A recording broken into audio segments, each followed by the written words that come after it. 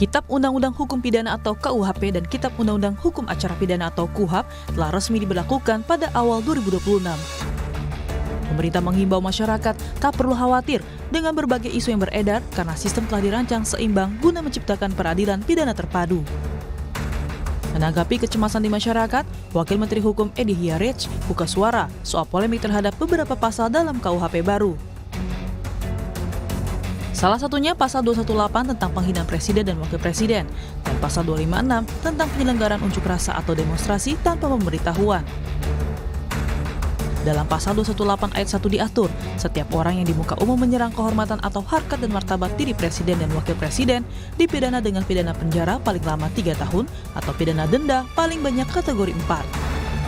Menurut Edi, pasal tersebut tidak disahkan untuk menekan kebebasan berdemokrasi dan kebebasan berekspresi maupun melarang kritik publik. Presiden dan wakil presiden itu adalah personifikasi suatu negara.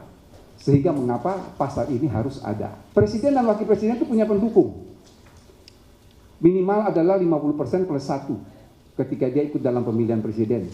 Bapak, Ibu, saudara-saudara bisa bayangkan kalau pendukungnya tidak menerima presiden dan wakil presidennya itu dihina terus kemudian terjadi anarkis. Lalu apa yang mau kita katakan? Tapi dengan adanya pasal ini, kalau ada bahasanya kan seperti ini, wong presiden saja yang dihina tidak apa-apa kok yang pendukungnya sewot, kan kira-kira seperti itu. Jadi ini adalah kanalisasi.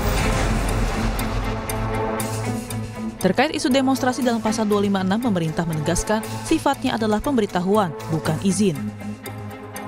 Edi menjamin jika penanggung jawab sudah memberitahu aksi kepada polisi, mereka tidak bisa dipidana meski terjadi keonaran karena kewajiban hukumnya telah gugur. Demonstrasi atau pawai intinya harus memberitahukan kepada polisi. Kata-kata di situ adalah memberitahukan, bukan izin. Mengapa pasal ini harus ada? Ya, sekali lagi mengapa pasal ini harus ada? Karena ini berdasarkan pengalaman yang pernah terjadi di Sumatera Barat, di mana sebuah mobil ambulans yang membawa pasien itu, dia mati di dalam karena terhadang oleh demonstran. Jadi tujuan memberitahu ke aparat keamanan supaya bisa mengatur lalu lintas. Meski pemerintah berulang kali menegaskan agar masyarakat tak perlu khawatir dengan berbagai isu yang beredar, namun niat baik itu masih menyisakan kekhawatiran bagi publik, terutama terhadap pasal-pasal yang rawan disalahgunakan dan rawan kriminalisasi. Direktur Amnesty International Indonesia Usman Hamid menyatakan KUHP dan KUHAP memiliki peran sentral dalam menegakkan demokrasi.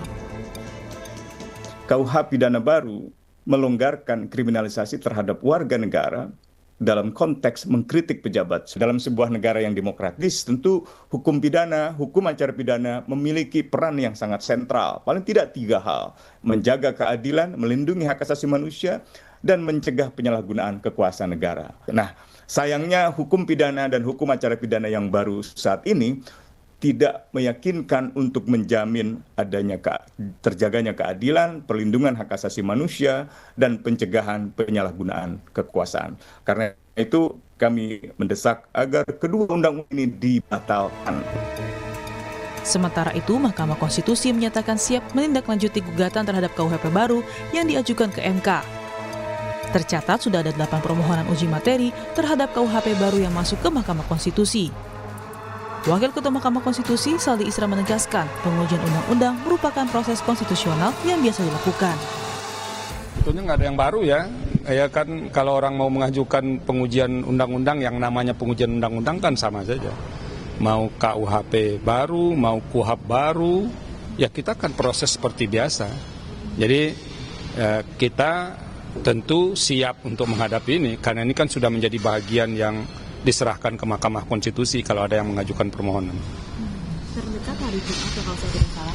Besok kita sudah mulai sidang. Iya. Tapi kalau apakah KUHP itu atau KUHAP itu masuk besok, saya harus cek dulu. Pemerintah menjamin KUHP dan KUHAP baru telah dirancang seimbang guna menciptakan peradilan pidana terpadu. Sementara untuk menyelesaikan kendala teknis di lapangan, pemerintah mengatakan masa transisi peradilan baru akan dikawal ketat melalui Forum Mahkamah Agung, Kementerian Hukum, Kejaksaan, dan Polri.